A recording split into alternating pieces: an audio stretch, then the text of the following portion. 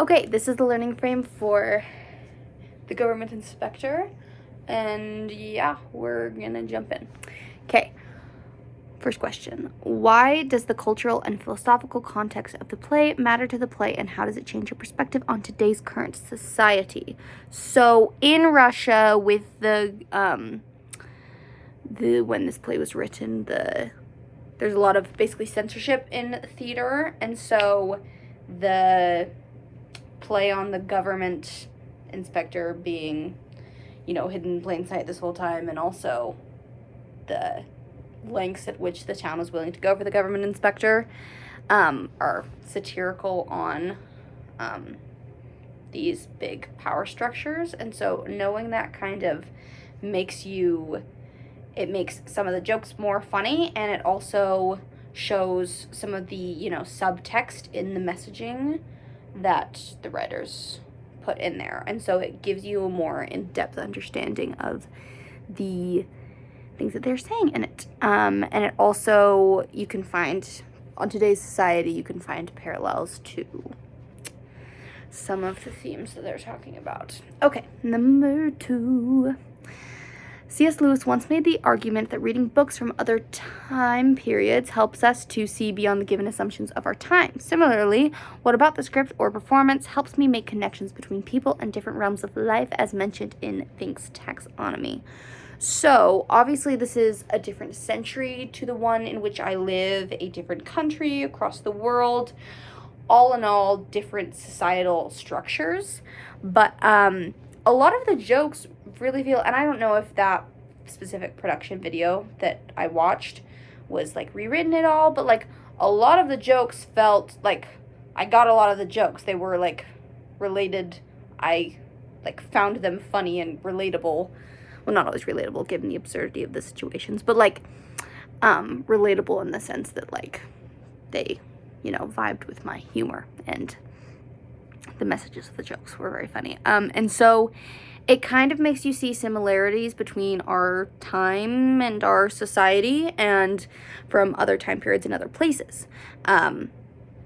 Just because you kind of are seeing into the lens of the playwright's wittiness and jokes and stuff, since this one was such a comedy. That's why I'm talking about jokes. And so, yeah, you can see similarities between myself and those people. And since, like, this has been performed lots of different times, and the performance that I watched was, like, a college in America performing it, like, you can see there's, like, a whole road of connections just from, me watching that performance, them, like, embodying that performance from Russia circa a while ago. So there's kind of all these connections, and you kind of just see similarities between all of us who are connected to the humor and to the messaging of the play. Okay, number 3. What values, beliefs, or power structures does this performance preserve, challenge, or reimagine, and how does the theater function as a form of cultural memory or living archive?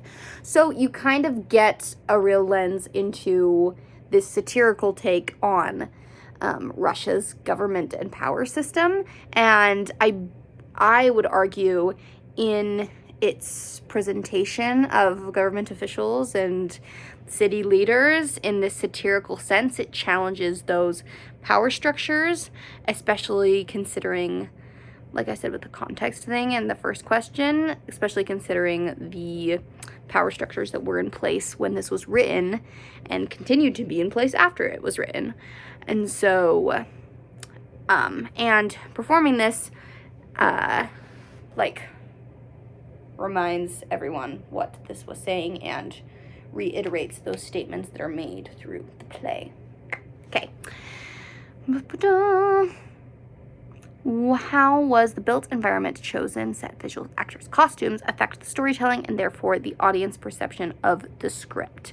There were so many moments, since this play had such a big cast, an ensemble cast, they were able to create all these really interesting pictures with their bodies, with their acting choices, and utilizing the set and the costumes.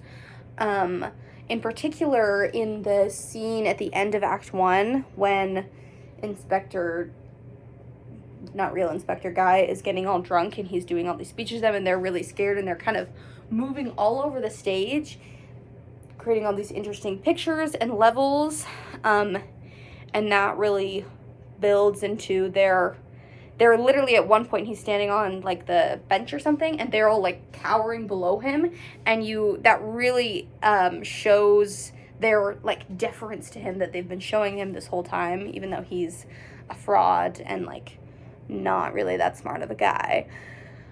So they're using their bodies, they're using their acting choices, the absurdity in which the guy playing the inspector is showing, like he's all drunk and stuff.